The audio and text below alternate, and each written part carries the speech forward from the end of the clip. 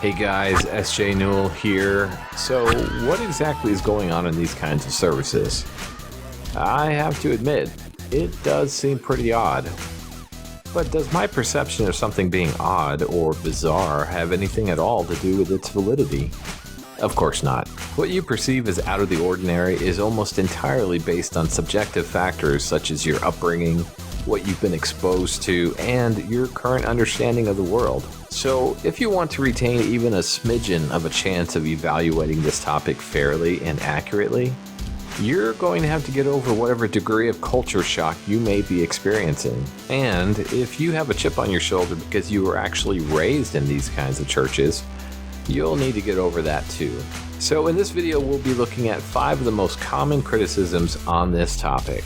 Before dealing with any of the specific objections, I just want to say that I'm not a big history guy, but I do think many of you will find some context helpful here. If you get a chance, look up Quakers, Shakers, and then later on, the Holy Rollers. Reports of this stuff is by no means confined to only this century, nor charismatic and Pentecostal circles. Okay, let's jump in. Criticism number 1. This is either faking, hypnosis, demon possession, or the Kundalini. Has anyone else noticed how often certain critics make claims about things that there is no earthly way of possibly knowing? They seem to know that faith healers don't visit hospitals, and even the reason why. They seem to know which healing testimonies are fake, which is pretty much all of them, which modern tongues are mindless gibberish. And in this case, they not only know that this phenomena is not of God, they apparently even claim to know the true name of the spirit behind it, Kundalini. What's really interesting is many times the folks making such claims purport not to believe in modern-day revelation. So where is this information that they're getting coming from? I mean, there are no passages I'm aware of that say everybody, or even most, who exhibit this kind of behavior are any of the aforementioned. You could name these things as potential explanations for what's going on. It's certainly possible. But on what premise or authority could someone justify making some of the broad, dogmatic claims that are being made? People these days sound so sure of themselves, but the reality is, if you're evaluating from a strictly scriptural angle, the number of definitive claims you can make about this is severely limited. And there's nothing wrong with that. I've long held to a complex and deeply theological conviction. When you don't know, just say, I don't know. Now, some will no doubt say that no Bible verse or revelation is necessary, that what's going on is obviously, and then fill in the blank with whatever you think it is. By the way, debate pro tip. Whenever you're arguing your side of an issue, use a lot of words like obviously, clearly, self-evident. You always want to make those who disagree with you question their own intelligence. Criticism number 2. People claim that this phenomena is not exclusive to groups within Christianity, but actually happens in pagan religions. It's true the outward behaviors don't appear to be unique to Christianity, but as previously mentioned, you would need some kind of special revelation or authority to claim to know that the causes behind them are the same. By the way, I'm glad Christians recognize that these sorts of things have been observed in pagan religions and therefore cannot be used as any practical indicator of the work of the Spirit, which is almost the exact same thing I've been sounding the alarm over concerning works or fruit being used as evidence of one's salvation. Unbelievers not only can, but do all kinds of things outwardly that Christians do, not the least of which being good works. In fact, no matter how common you think shaking, falling down, or speaking in tongues are in other religions, zeal and good works are arguably much more common. Anyway, if you want to claim that because you saw some kind of behavior taking place among the unsaved, this means when you see it taking place among professing Christians that the motivations or factors causing it are the same, and if you want to give it a fun name like Kundalini, Casper, or the Flying Dutchman, that's fine. But obviously, it's just an opinion and not anything authoritative. Criticism number 3. Scripture doesn't mention anything like this, therefore it's not of God.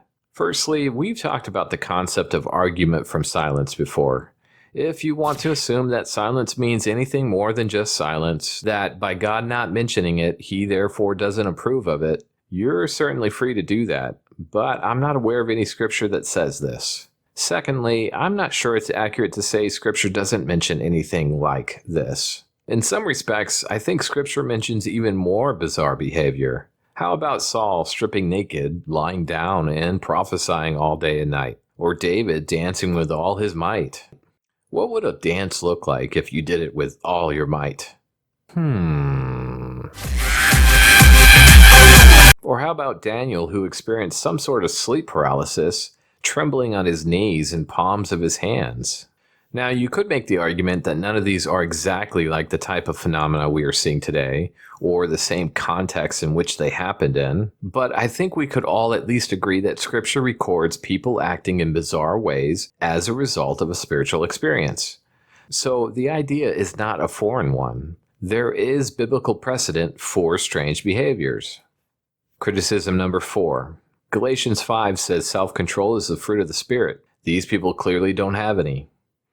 This is one of those plug-and-play passages I've mentioned in the past, where you could plug a lot of things into the idea of self-control based on your own perceptions of how it's supposed to look outwardly, and it's going to be difficult to objectively say whether or not it's true. For example, we know joy is also a fruit of the Spirit. What's a common behavior people exhibit when they have a lot of joy? Laughing, sometimes crying, sometimes dancing, and yeah, maybe even a little shaking. Who among us has the authority to speak on behalf of God and tell us just how much shaking, laughing, or dancing is too much of an expression of joy? And what about the instances we mentioned earlier? Was Daniel lacking self-control? Or Saul? Or the 120 in the upper room? Also, this claim in the first place seems to presume to know that these behaviors can't be controlled. If you talk to many, they'll tell you they're in control. They're simply choosing to yield to what they sense God is doing at that particular time. And finally, criticism number 5.